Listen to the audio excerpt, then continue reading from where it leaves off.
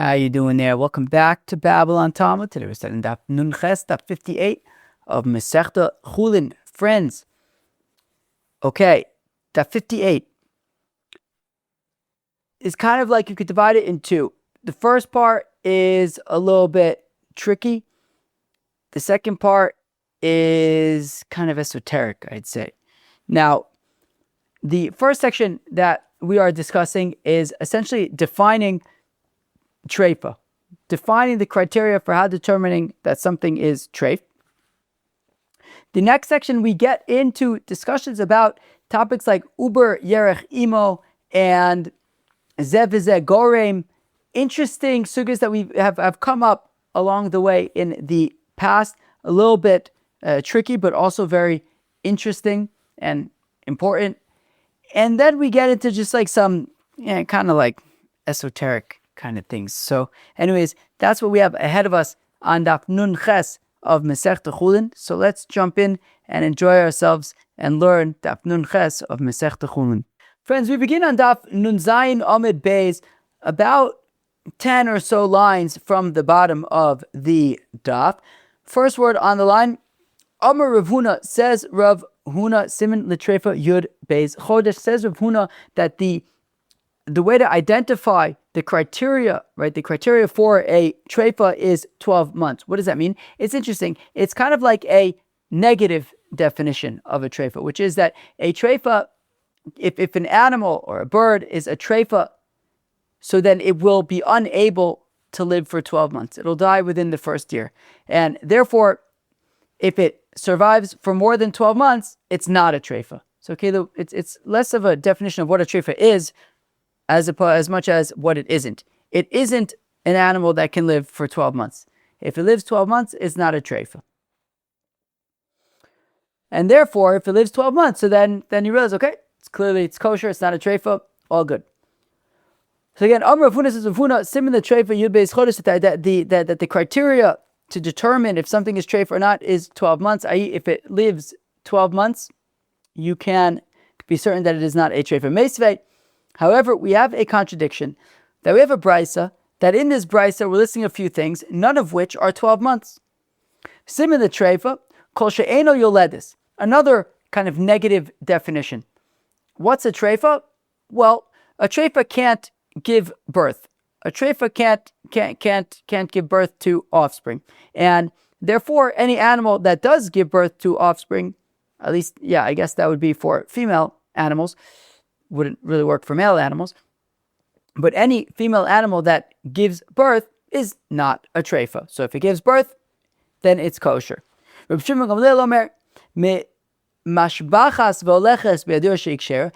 animal is just getting better and better and stronger and improving every single day, that is not a treifah.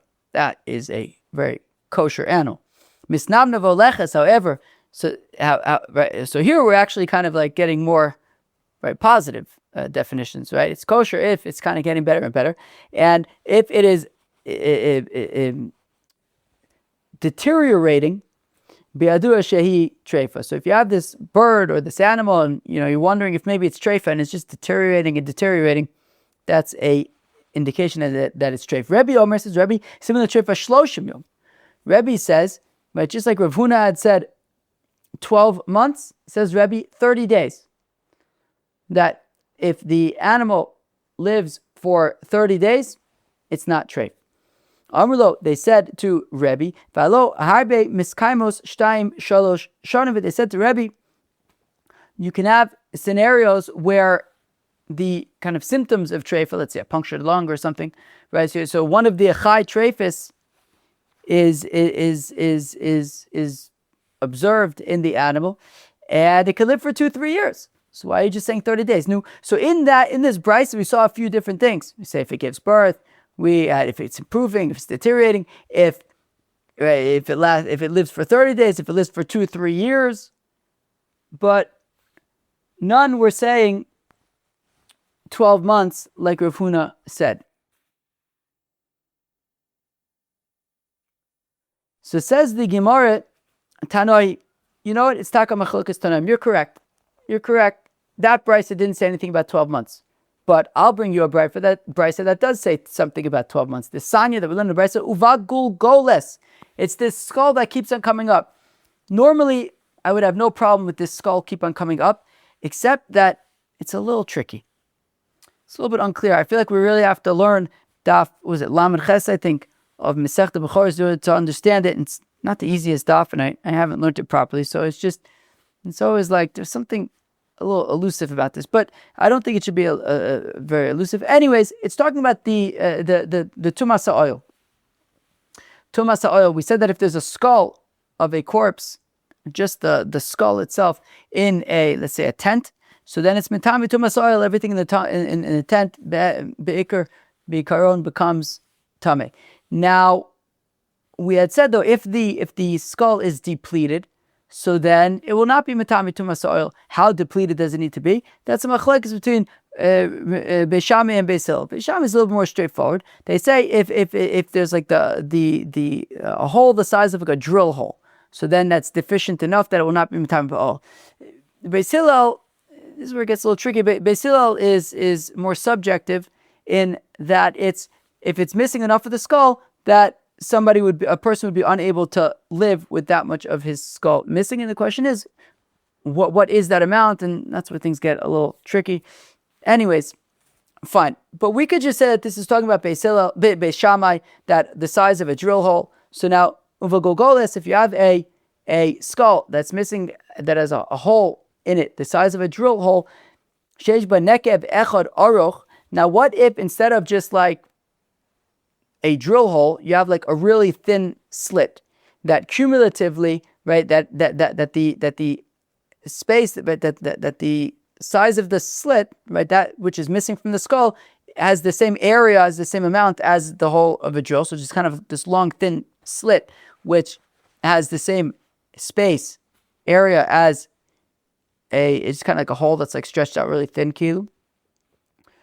So afilu nikavim harbe, or even if you have lots of little punctures and little holes, mitzdarfim, they could join together, limlo mikadeach. Okay, fine.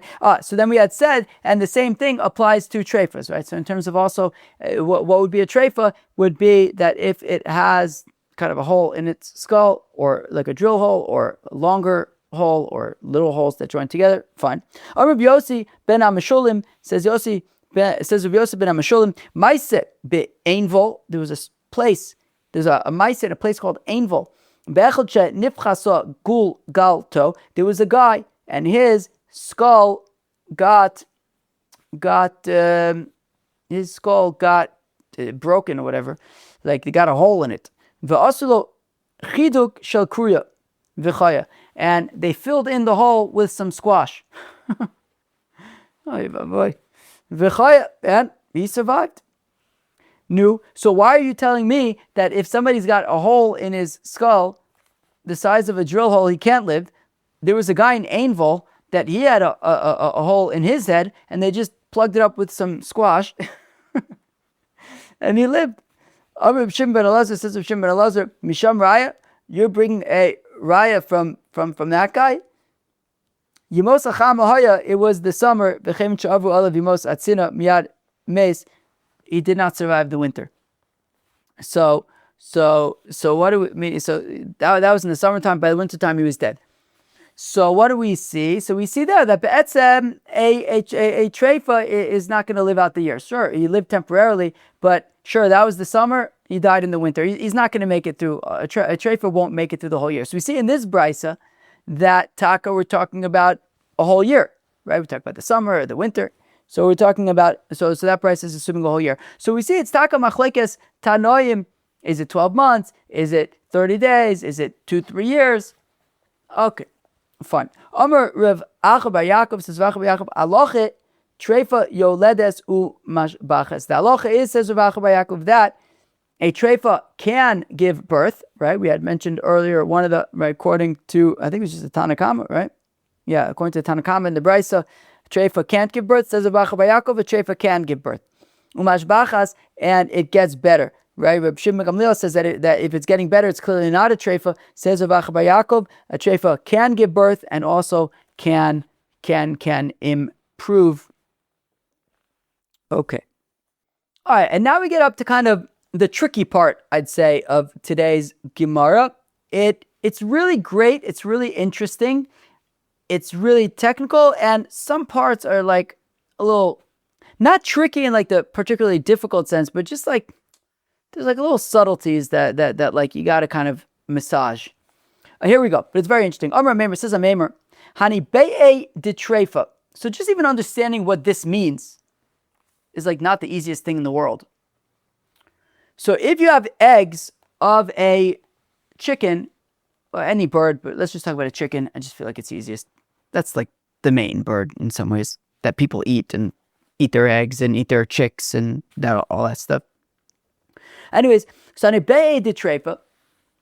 So if you have these, so if you have a hen, and the hen is treif, and in the hen there are eggs. Now, honestly, I would prefer to have this being talking about like actual chicks that hatched, and whether or not they're treif. And the Rambam seems to be writing it that way, talking about efrochim, talking about chicks. There's just, you're going to run into trouble in like one line of the Gemara.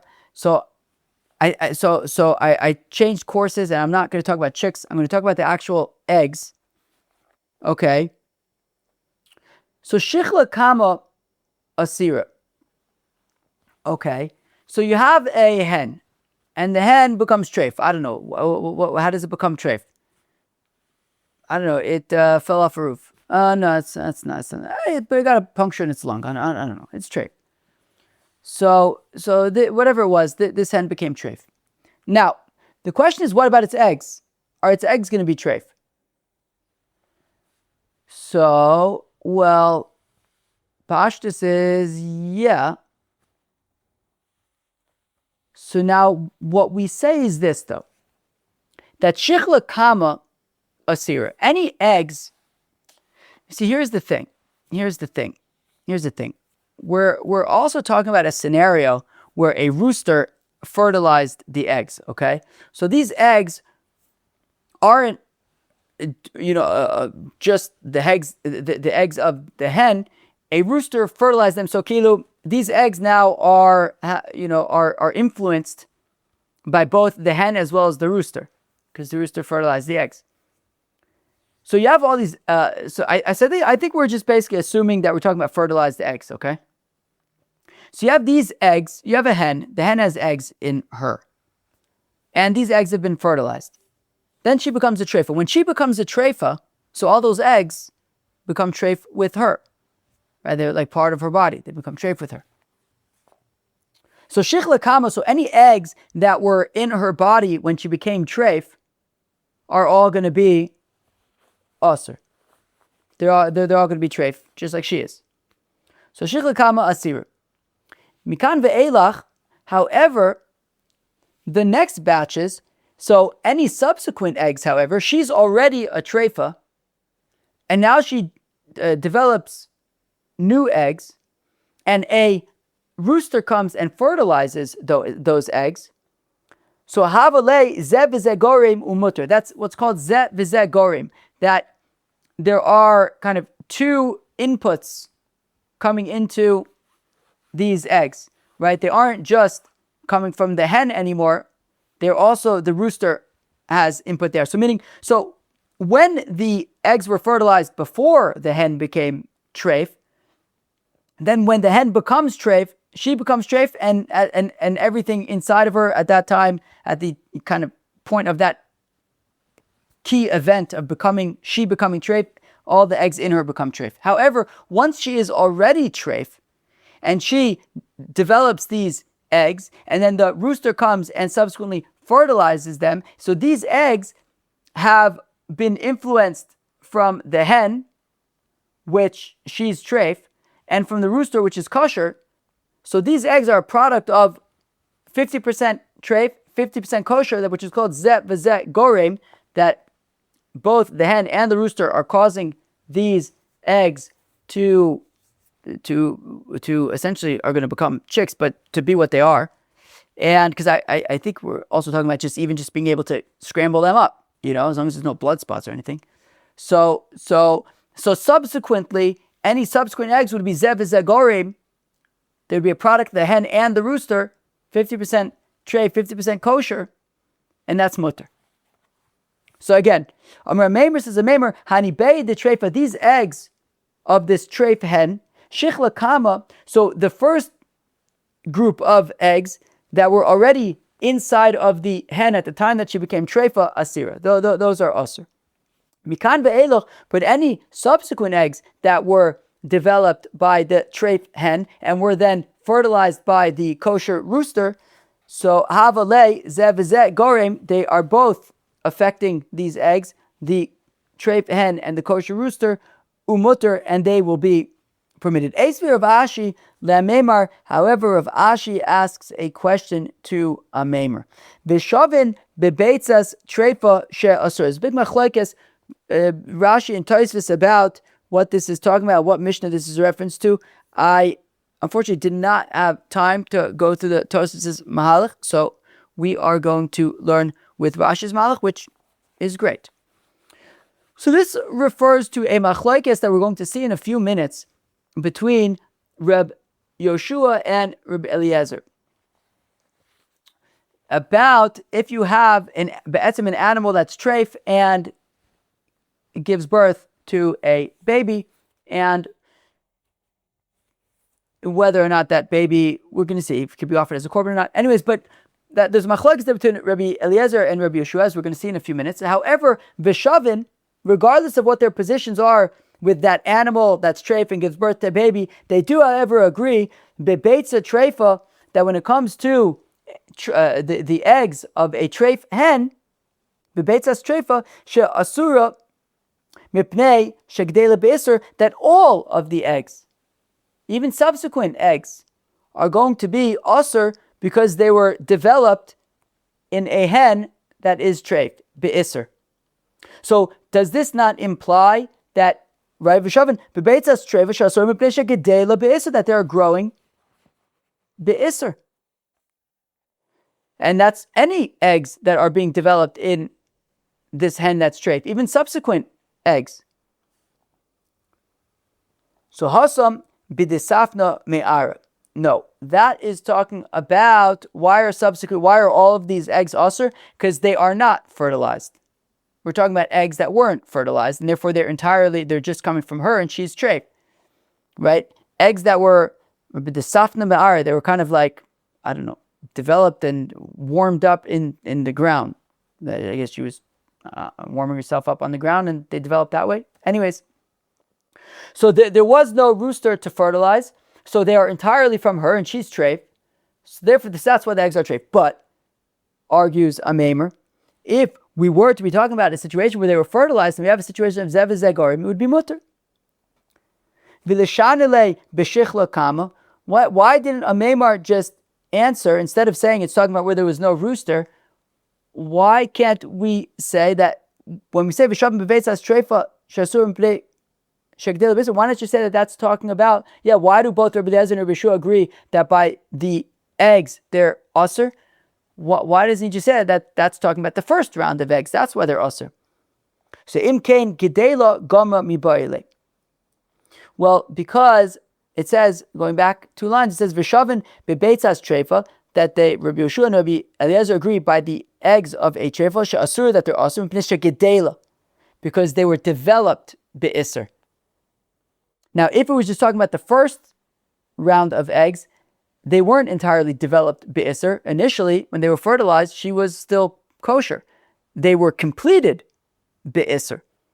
They were completed be'isr. At the time that they were completed, she was already treif, but not the entire time. So then it should say gamra mibayle. It should have said gamra, not gedela. The fact it says gedela, it's talking about subsequent eggs as well. So ella aditsanya, that which we learned in a brisa, vlad treifa, that with regard to a vlad treifa, if you have an animal that's treif, and that treif animal gives birth, and the question is, what is the status of the baby that was born to a treif mother? Rabbi Eliezer, lo yikar v'gab mizbeach. Rabbi Eliezer says you can't offer this animal as a korban. Rabbi Yeshua Omer Yikarev. Rabbi Yeshua says, yes, you can. This animal born to a treif mother can be offered as a korban. Now, b'mai kamiflige, what are they arguing about? B'shenitrifa ulivasov ibra. It's got to be talking about where the mother was treif at the time that she became pregnant, right? Because what we've been saying until now, that if she was already pregnant, right, based on the egg situation, if there was already a fetus in her when she became treif, well, she would become treif, and so would the fetus. So it's talking about subsequent fetus. So if she became treif, and then she got pregnant from a kosher male animal, so this fetus is the result of a treif mother and a kosher father, and then it will be so. Okay, so and then we have a machlokas.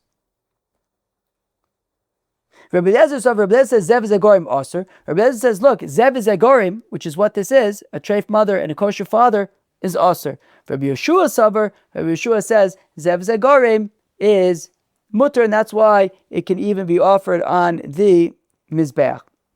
But everyone would agree that if she was already pregnant at the time that she became treif, then the fetus would become treif along with her.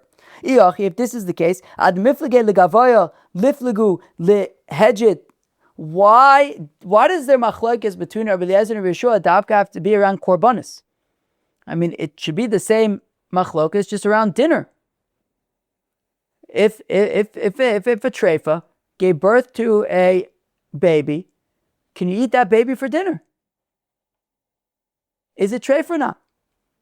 The answer is we could. We could have that question about dinner. However, lodiach kolchot Rabbi Yeshua, we wanted to teach the extent of Rabbi Yeshua's opinion. That when Rabbi Yeshua says zev zagorim is mutter, he mamish means it to the extent that he's willing to say that this animal can even be offered as a korban. Okay, but let me ask you the following question. Why not say it's talking about dinner in order to teach the extent of Rabbi Eliezer's opinion that even when it's just for dinner, he would still say Zeh v'zegorim is osur and it's treif?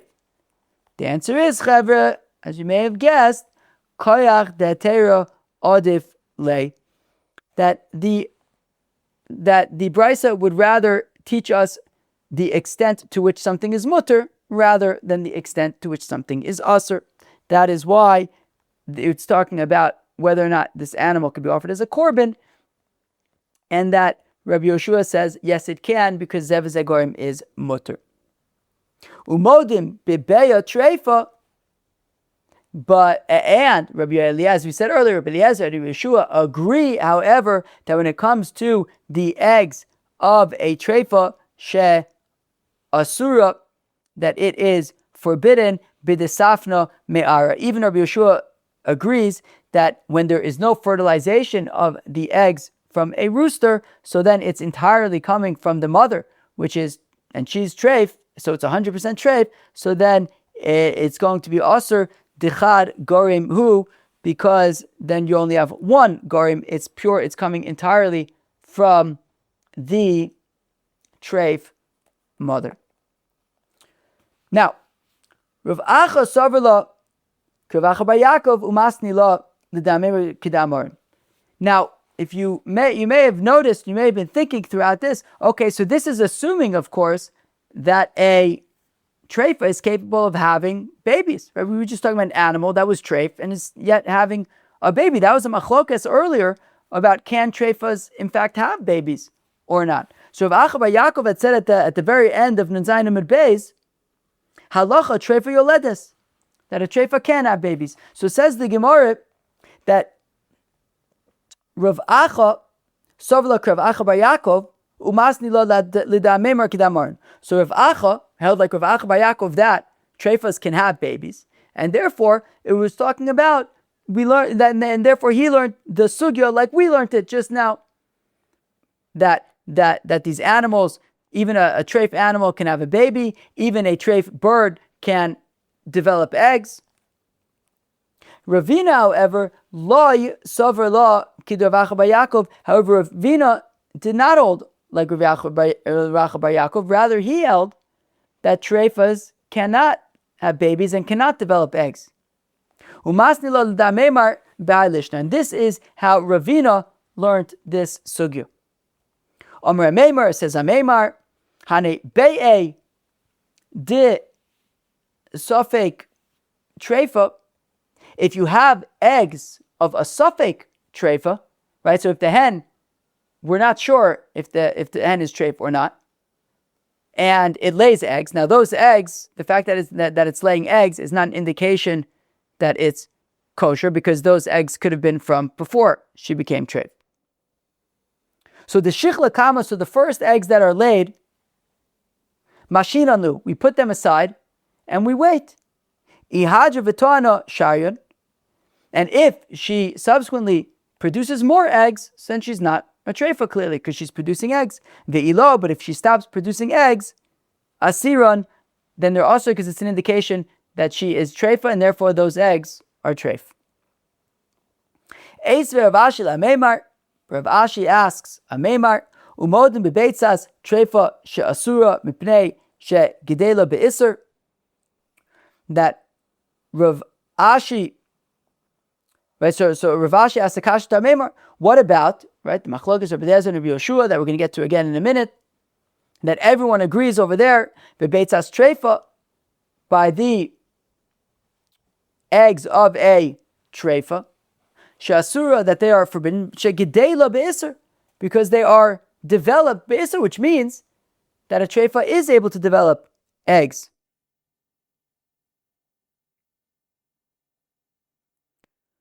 So Amar Lei, so Ameimar responds to Rav Ashi, Hosam b'deshichla kama. That, when it says that everyone agrees, that Rabbi Yeshua and Rabbi Eliezer agree that when it comes to eggs, that they are treif because they grow be'isr, that's specifically talking about the initial eggs, but it would not be able to develop subsequent eggs. Imkain gadla gamra mibayle, but then it shouldn't say that these eggs are being developed, and it should say that the existing eggs that were there when she became treif were completed be'isr. Why is it saying that they're developed be'isr? It should say that they're completed be'isr. Tani Gemara, fine, okay, if that's what you want, it's fine. Tani Gemara say that they were completed be'isr, but it's talking about, says Ameimar, and according to this version, Ameimar says, look, it's talking about just the initial eggs that were already there when she became treif, because subsequently she simply won't be able to develop eggs. Elohad Tani, that was learned in the Brisa of Vlad Treifa, that the child of a treifa, Rabbi Eliezer Omer lo yikarv l'gab mizbech. Rabbi Eliezer says you can't offer it on the mizbech. Rabbi Shua Omer yikarv. Rabbi Shua says you can offer it on the mizbech. What's the scenario? What are they arguing about? In what case? Kisha Ibra levasof nitrifa. Clearly, it's talking about where she was pregnant at the time. Right, the mother animal was pregnant at the time that she became a treifa, because right, this assumes that otherwise she wouldn't be able to become pregnant once she's treif. Rabbi Eliezer savar uber yerech imo. Rabbi Eliezer holds that a fetus is part of the body of the mother, and therefore when she became treif, so the fetus inside of her also became treif, and therefore the fetus cannot be offered as a korban. Rabbi Yeshua savar uber lav yerech imo, whereas Rabbi Yeshua says that the fetus is not considered part of the mother, and therefore when the mother became treif, Rabbi Yeshua would say that the fetus did not, and it could be offered even as a korban. Same, just like we said earlier. Why does this machlokas dafka have to be by korbanis? Why not say it's machlokas just for dinner? So the Rabbi Yeshua, to teach you the extent of Rabbi Yeshua's heter, to say that he even permits it for the mizbeach. Why not say that it's talking about dinner to show you the extent of Rabbi Eliezer's opinion, that even for dinner you would say that the baby is treif? Because that Torah adifle, it's more interesting to teach us about what's permitted rather than what's forbidden. Therefore, it teaches that according to Rabbi Yoshua, it's permitted to offer this baby even as a korban. Umodim vadai bebeitzas treifa she'asura b'deshichla kama. And everyone agrees, however, that that if we know for sure that the eggs are treif, and those initial eggs, everyone would say, even Rabbi Yeshua would say that those are nonetheless also my time of gufe, because that's really part of the hen. So even Rabbi Yeshua, right, we said by the animal that uber lav yerech imo, and that Rabbi Yeshua said that the fetus would not be treif, it could even be offered as a korban. However, when it comes to those eggs that were in the hen at the time that it became treifa, even Rabbi Yeshua would agree with Rabbi Eliezer that those are treif, because those really are part of like are more so part of the body of the hen than a fetus is. It kind of like grows out of its like tissue and stuff, right? What does Rashi say? They like come from within like the sinews and tissue of her body. I guess more so, they're like more intimately, I guess, coming from her body than I guess a fetus is. I guess a fetus is somehow considered more separate than the eggs that are developed by the hen. Okay, so everyone agrees that those would be treif. The halacha is, here we go. The conclusion of the Gemara is that when we're determining if something is treif, here's the determining factor. Here's how we could tell when an animal is alive, and we want to know, is it a treifa?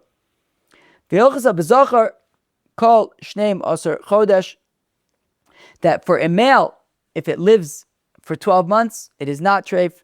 B'nekeva kol she'ena yoledes, and for a nekeva, if she doesn't give birth. Once she gives birth, then that means if she gives birth, then she is not a treifa. All right, and now things get like somewhat, I guess, esoteric. Amar Ravuna says, Ravuna kolpiria. I don't know if esoteric is the right word, but kind of like just, I don't know. I guess you'll see. Amar Ravuna says, Ravuna kolpiria she'ein bo etzem eno miskayim yud beis chodesh. Any creature that doesn't have any bones, worms and things like that, cannot, they won't live. Those kind of things don't live for 12 months. Amar Papa says, Papa shmamina midirav huna.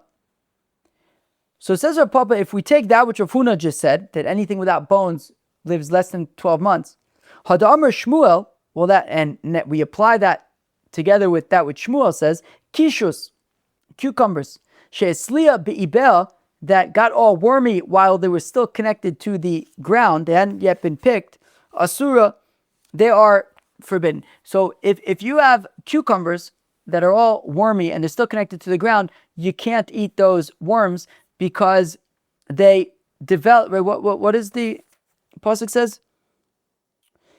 It says b'sheretz hashoretz al haaretz karina bay. It would be considered sheretz hashoretz al haaretz because they're connected to the cucumbers are still connected to the ground.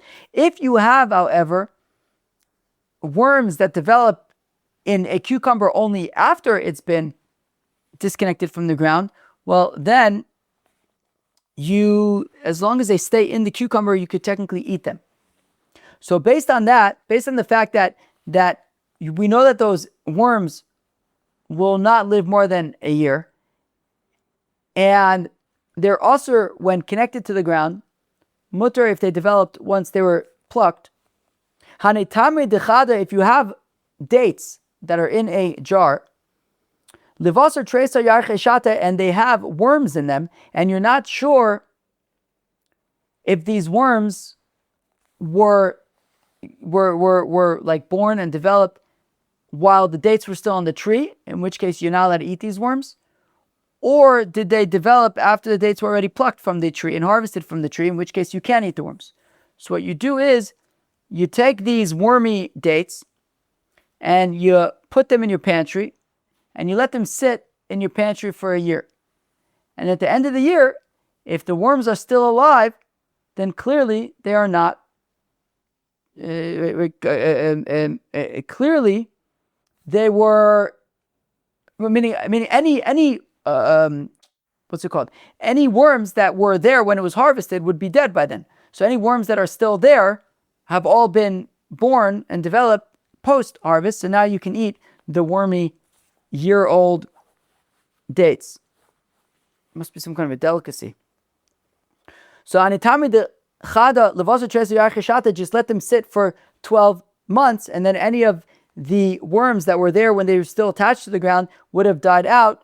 So then, Sharian, they would be permitted because whatever worms are there are subsequent worms. Amar Rav, says Rav, Leis Baka Bar Yoma, a gnat does not live for more than 24 hours, more than a day. Leis Deidva Bar Bas Shata, a fly does not live for more than a year. Amar but don't the people say, what do you mean that a gnat lives no more than a day? But I thought the people say, Shev Shnei Imra Biksami Baka, that there was a gnat, a girl gnat, that gave the cold shoulder to her husband for 7 years. De Amrle, because she accused him, Chazise Levar Machoza, that her husband saw a fellow from Machoza, and as Rashi points out, the people of Machoza, which is where Rava lived, that Machoza, I think, has a reputation of being kind of like a pampered, privileged kind of place, and they were very me'unagim. They enjoyed what are those things called? I don't know. Enjoyable things, and they were fat. And anyways, so this mosquito found one of these Machoza people, Disacha B'maya, who came out of the pool, V'salik, V'icharich B'sdinen, and he wrapped himself in a towel, and that sounds like a perfect time for a mosquito to go and enjoy a meal. Ve'esivas ole umatzas mine v'lo hodat li, and his wife said to her husband, you went and sucked his blood and you didn't even tell me. And for that reason, she gave him the cold shoulder for 7 years. So how could it be that a gnat does not live out the day, and yet this wife gave her husband the cold shoulder for 7 years? Amalei. To which Abaye responds to Rav Papa, well, what about this saying that people say? Shisin mane parzila talule libaka bikurnase, that a gnat I think is kind of like a mosquito. On its like stinger, it holds 60 manas worth of iron, I believe. Miika gufe. Wait, what? Miika, is that even possible? Iu gufe kama have. A gnat, a kilo mosquito, can't really hold 60 manas worth of iron. Ella b'mane didu, achanayim b'shnei didu. It's talking about mosquito manas. That's a lot less than human manas. And also, we're talking about mosquito years. When a mosquito only lives for a day, each of its years is really, really short. So we're talking about 7 really, really short years that the mosquito wife gave the cold shoulder and was braggis with the mosquito husband. So I guess mosquitoes are also braggis. Tanan also we learn in a Mishnah in Masechta Bechayris, Behema bailas hey raglaim o she'ein la ela shalosh areze mum. When it comes to Bechor, who could tell us what a Bechor is? Bechor is in several different contexts, but in the context that we're talking about, the firstborn of the firstborn male of cows, of goats, of sheep. So the firstborn male is given to the kohen, and the kohen offers it as a korban to the Rabbeinu Shalom. Now, if that animal gets a mum, so then the kohen could simply just eat it that day. Could just shecht it, eat it, it's his, could eat it. Now, that of course assumes though that it's a mum that you can eat, but it can't be treif. Meaning, if you're talking about where it developed some kind of a mum where you can't offer the mizbech, but you could still eat it, great. But if it becomes treif, then obviously you can't eat it. You can't offer a mizbech and you can't eat it. So, says the Mishnah Masechta B'chayris, behema bailas hey raglaim. So let's say the animal has 5 legs, or she'ena ela shalosh, or 3 legs. So you can't offer that on the mizbech. Harez mum, that's a mum, and the kohen can eat it. So Amr Ravuna says, Ravuna leishanu ela shechaser v'yaser biyad. That's if the extra, right? If we're talking about where it has 5 legs, where the extra leg was a 4-leg. Or if we're talking about 3 legs, the leg that was missing was a 4-leg that was missing. Aval chaser v'yoser b'regel Tereifah nami havya. But if we're talking about the extra leg or the missing leg was a hind leg, so then it would be a mum, but it would also be treif. My taima kol yoser kanoto dami. Meaning, before we get there, if the back leg is missing, so then it's kilu, right? We talked about if the thigh bone is dislocated, so then it's treif, and kilu, if the whole back leg is missing, so that it is going to be treif.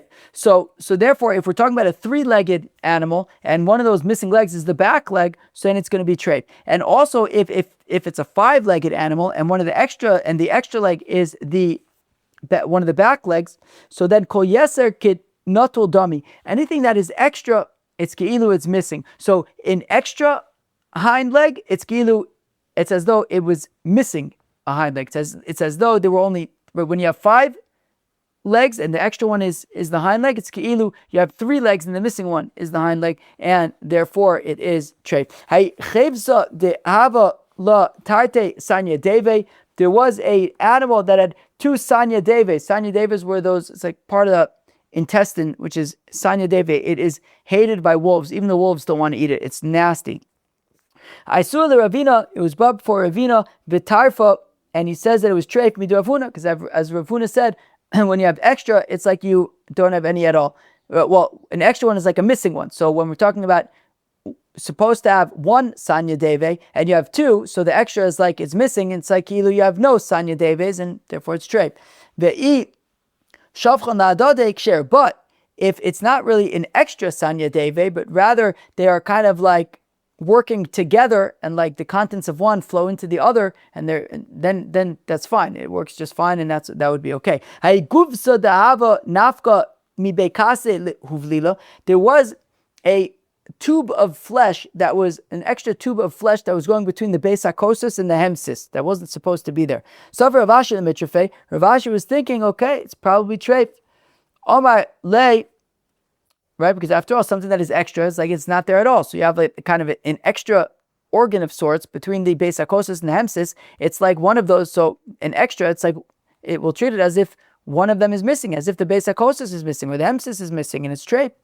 So Amalei Rav Huna bar Mar bar Chia. Wait, what? Amalei Rav Huna Mar bar Chia le Rav Ashi Kolani Cheve Baraisa Achi Is Lehu.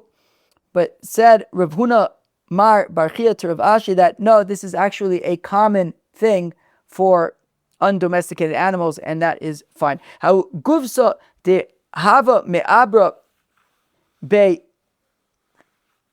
Kase le kresa, mi bekase le kresa. There was also a kind of flesh tube that was between the Beis HaKosos and the keres, the first 2 stomachs. So Mabar of Ashi lachshur, Mabar of Ashi was thinking to say that it is kosher, just like with the tube between the Beis HaKosos and the Hemsis we said was kosher because it's common for the undomesticated animals.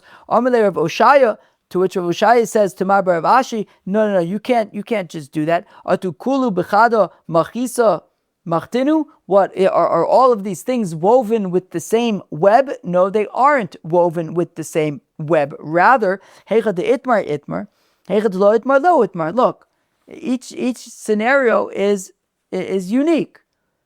In terms of having this flesh tube between the Beis HaKosos and the Hemsis, look, there are undomesticated animals that have this, and therefore it's a common thing, and it's not treif.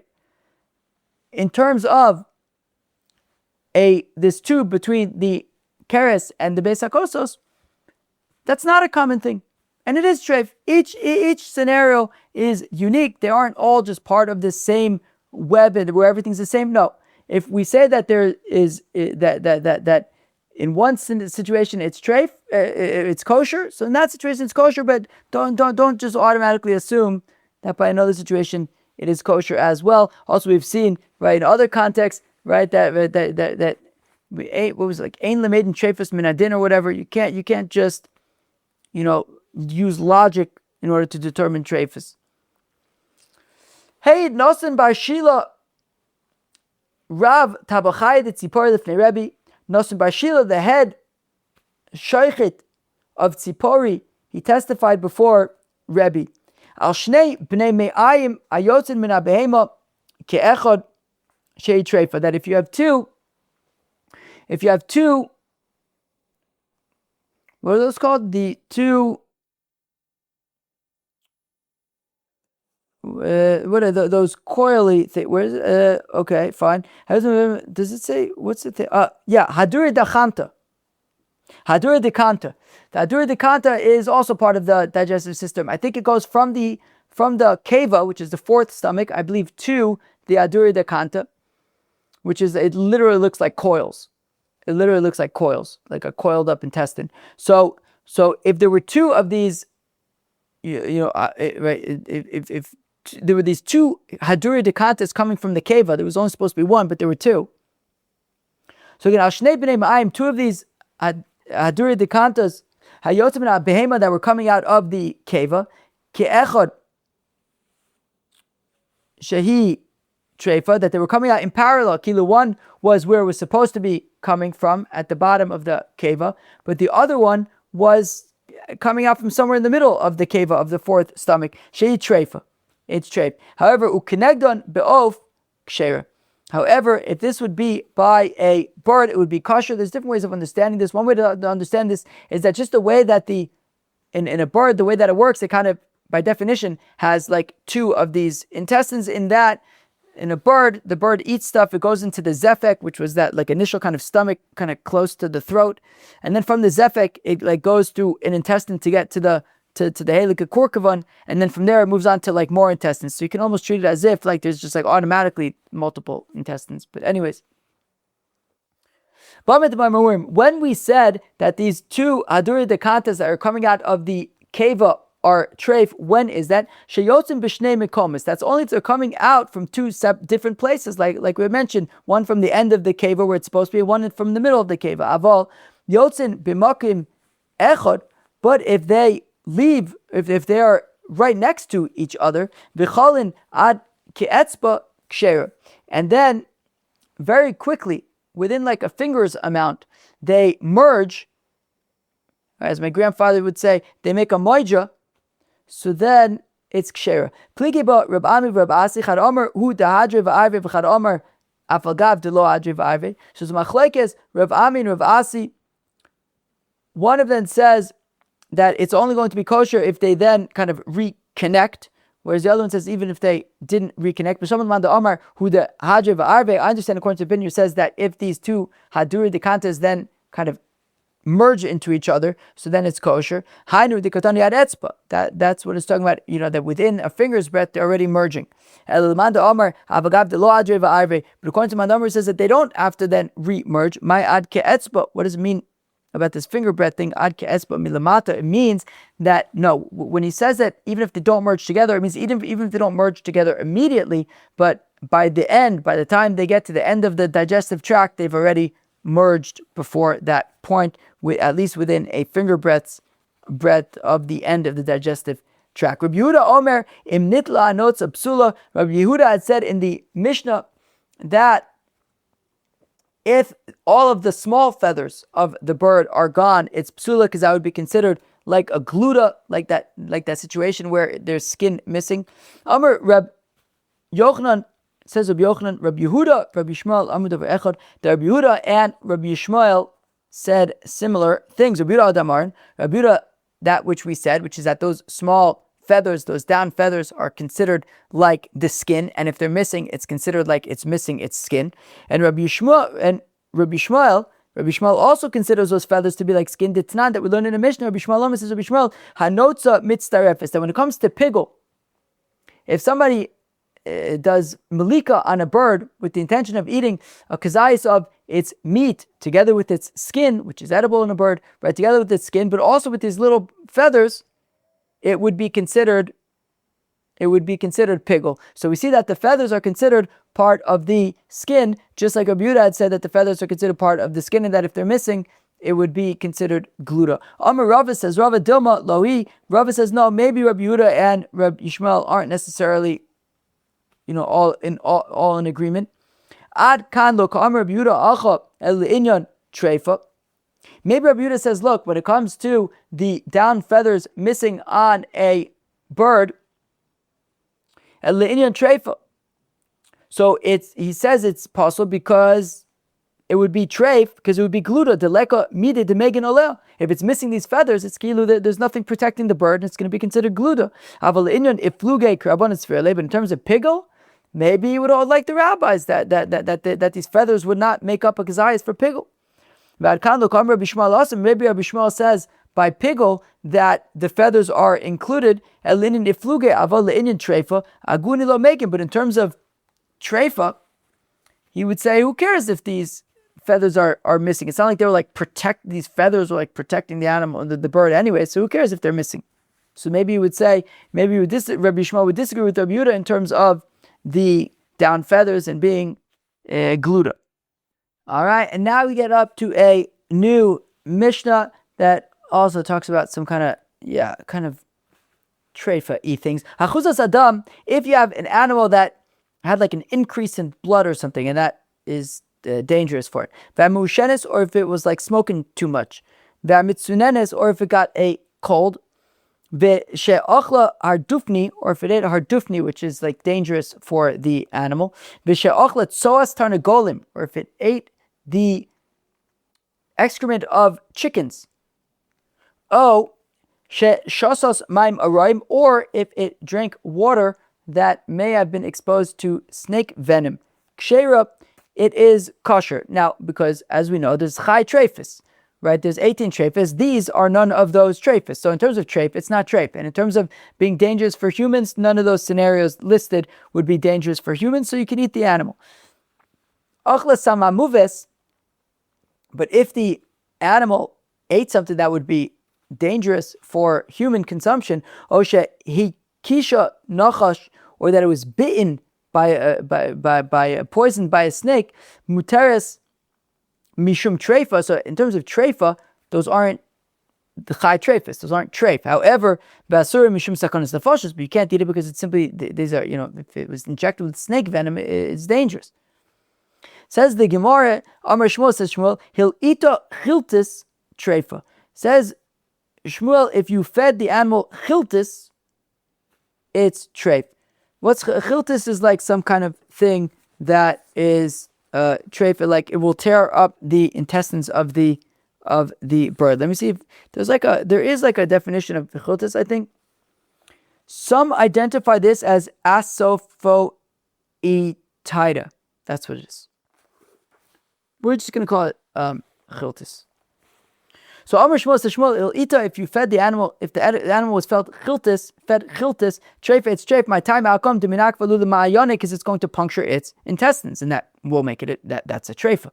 Most of Rav Shizvi asks, achuzas, based on the following brisa, achuzas adam, if it has an increase in blood, like we saw in the Mishnah about mushenes, or if it was smoking too much, misha'achla har dufni, or if it ate hardufni, which is dangerous for the animal, misha'achla tzoas tarnagolim, or the excrement of chickens, v'shasas ma'imorim, or drank water that may have been exposed to snake venom. He'll ita tia, if it was fed tia, which we will get a definition for in a few lines from now. Chiltis ufilpinin, or peppers. Achla samamaves, or if it ate poison. Kshera is kosher, which is very interesting. Because in our Mishnah we said that poison, if it eats poison, you're not allowed to eat it because it's dangerous. And also, Shmuel had said that if it was fed chiltis, it is a treifa. And here we just said it's kshera. Hikisha nachash, if it was bitten by a snake, oshet nishacha kelev shota, or a mad dog bit it.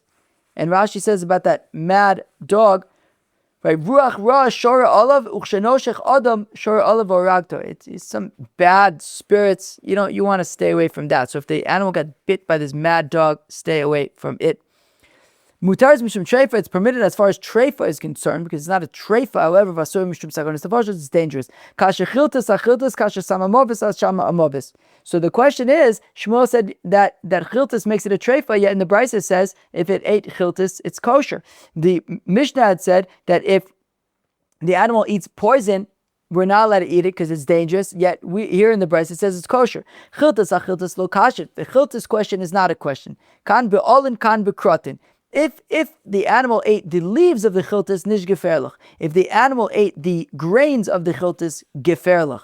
Samamavis lo kasher. Also the poison thing, no problem. Ha dida, ha de adam. It depends. If it eats that which is poisonous for the animal, so it's not a treifa, and it's not dangerous for us either, so it's fine. But if it's something that's dangerous for humans, so then yeah, don't eat it because it's dangerous. Some amaves debehema hainu erdufne. Yeah, but if we're talking about an animal, a poison that's only poisonous for the animal but not for humans, that's essentially what herdufne is. Tregavne some amaves. Okay, yeah, they're just two different types of poisons. My tia, right? We said that if it eats tia, it's kosher. What's tia? Amar Rav Yehuda, ikra de merirta. Rav Yehuda says it's ikra de merirta, which is, if you're curious, it is aconite. It is aconite. Ikra de merirta is aconite. Amar Rav Yehuda, Haiman de achal tilsa tikle chiltis. Says Rav Yehuda that if a person eats 3 shekels worth of chiltis, aliba rekana, on an empty stomach, mishtaleach mashche, is skin is going to peel off. Amar Babble says, Babble b'didi have over the va'achli chad tikla chiltisa. I ate 1 shekel's worth of chiltis. Ve'ilo the yazmi b'maya, and if I wouldn't have jumped into water, mishtaleach mishchai, my skin would have come off. V'kiyamti ba'atzmi hachachmet chai ba'ileh. So thank God, I was Mekayim the pasuk in Koheles that says that wisdom keeps those who possess it alive. Thank God, I as Rababo clearly Rababo had quite a bit of wisdom, and that managed to keep him alive. Amar Rav Yehuda, Amar Rav Yosef says Rav Yosef, Hi man de ochil shitzrei bay. Somebody eats 16 eggs. That's a lot of eggs. V'arba'e amaguze, and 40 nuts. Shev butisa de parche, and 7 caper berries. V'shasi reviasa de duvsha, and drinks a revias of honey betkufas tammuz in the summer. We're in tkufas tammuz. Alibere kana, on an empty stomach. Misaker talia delibe, he's gonna have issues with his heart. Au bar tabia, there was a, what was it? I think a deer. I think there was deer meat. The aslive glusa that came to Ishglusa the hava mifsak karan, and this deer, its legs were detached, but the back legs, basraisa. So they were concerned that maybe this deer was a treifa. So Badke Rab b'tzomas agidin. Rab was checking the tzomas agidin, where all the sinews are, to make sure that they're intact. And he says all looks good. So Rab was thinking, okay, I'm going to eat some of this meat. I'll just add, right? He wasn't planning on even cooking it much. He was just going to eat it, add a bunch of salt to it, and salt it, and then eat it. Rare. Shmuel says, Lo chayish mar the nikure. Aren't you concerned about poison? Amalei maitakanta. So Rav says, maybe. What is there? Is there something we could do to test it out? So nozve b'tanura. Shmuel says, well, let's put it in an oven. The iu badik nafshe, and then we'll be able to tell. Osve, they put it in a oven, nafal tilche, and it completely fell apart because it was poisoned. Kari Shmuel ale de Rav. Shmuel said about Rav, lo yu'una l'tzadik kol oven, that nothing bad happens to a tzaddik. Therefore, that ashkacha protis, that Rav was spared from eating that poison. Kari Rav ale de Shmuel, and Rav said about Shmuel, kol raz lo ones lach, that any secrets are not. I have a translation over here. No secret is withheld from you. Wow. So Rav says about Shmuel that he knows all of the secrets. So friends, that was Daf Nun Ches, Daf 58 of Masechta Chullin. The first part of the Daf, we were defining what is a treifa, right? We've been hearing for years already, right? That an animal that's treif won't live out the year. So this was mamish on today's daf, we saw a few different definitions of a treifa. It won't live out the year, it won't even live out 30 days, 2-3 years. Maybe it can't have babies or anything like that. We saw in the conclusion that the Gemara concluded that for a male, the definition is that a treifa will not live 12 months. For a female, it won't be able to have babies. We then saw a very interesting discussion regarding where we saw kind of the sugya about eggs and about treifas having babies or not having babies, and we saw this brought we discussed the concept of ze v'ze gorem mutter, right? For example, if you have a animal that's treif and then becomes pregnant from a kosher animal, so the resulting child would be a combination of a treif mother and a kosher father. That would be an example of ze v'ze gorem. And so we talk about machlekes or b'lezer, potentially a machlekes or b'lezer or b'shua about whether or not you say ze v'ze gorem is mutter.